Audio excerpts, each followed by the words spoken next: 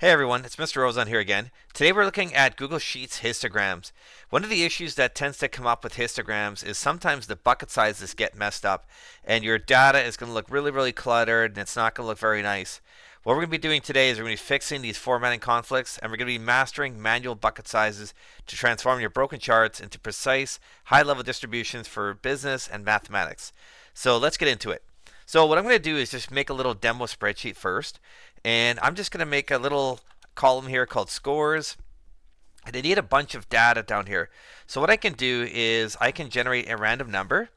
And we're going to generate random numbers between 1 and 100. Okay. And once I've got that, I'm just going to drag this formula down. And I want to get about 50 numbers here. Just like that. So these are just random numbers, just so I have some quick information that I can work with and make a histogram.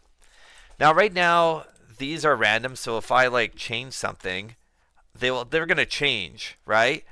So I don't want them to be changing nonstop when I make my histogram. So what I'm actually going to do is I'm going to copy all this. Oops. And I'm going to copy it, Control C, and I'm just going to put it on another tab. And on my other tab, I'm going to go Edit, Paste Special, and Values Only. That way, these are just the raw numbers that were generated. And again, I'm doing it just for the purpose of this video so that my numbers aren't constantly changing. Look, they already changed now that I pasted something in. So this second tab right here, this has got a bunch of numbers that are not going to change. So let's go ahead and make a histogram. I'll show you what the issue is and how to fix it. So we're going to highlight everything, go to Insert, Chart, and then we get our histogram.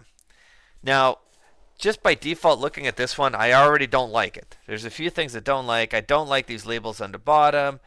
Maybe if we stretch it out a bit, it might help. No, it didn't really, right? So we want to change the bucket size for sure. So to do that, what we do is we go under Customize. And bucket size, by the way, if you don't know what that is, that's the width of these columns. So let's go under Customize, Histogram. And right now it says Auto Bucket Size. Let's just change it and show you what some of these would look like. So if I set it to 1, this is going to count how many items are at each level here. 1 is pretty terrible, honestly. Like, it might be good if you had small numbers, like, the numbers 1 to 5, and they were all coming up. But we're going to try different values to see which looks nice. So 10 looks good. 25 would be terrible. That's not really showing me anything, right? I've only got 4 bars. 50 would be even worse. I get a histogram with 2 bars. That wouldn't be very good at all. So you kind of have to play with it and see, okay, which one actually makes sense, which one tells the story that I'm looking for. Like if I'm looking at this one here, I can see that the values from 10 to 20 is the highest. Okay, and it's also pretty common to get numbers between 50 and 60 and from 70 to 80 as well. It may look a little bit different if you do a different bucket size. So depending on how your graph is made, your graph might tell a different story. So when I'm using this graph, even though it's the same data, I can tell that there's more numbers between 15 and 20 and then 55 to 60 and 70 to 75. And keep in mind, these numbers here, like when it starts at, let's say, 35 to 40 right here, the 35 counts in this bar. Okay, just letting you know. Okay. So depending on what you want to show, you change your bucket size and make it look good. Now I want to show you one thing that can cause an issue with histograms specifically, and that's what if you have an outlier. So I'm just going to change one of these numbers here just to show you something. It's totally unrelated, but I want to show you. Let's make it outlier and let's give it 500. Look what happens there. Okay. So when we have an outlier in our data set, what ends up happening is we end up with a skewed graph. It creates like a bias right here, right? It's a misleading visualization, obviously. It's compressed everything to the left side because the graph has to account for this one over here. Now, even if we go ahead and try to change our bucket size, it's not going to help this, I think. I mean, a little bit, but it's still, it's not really that great, honestly.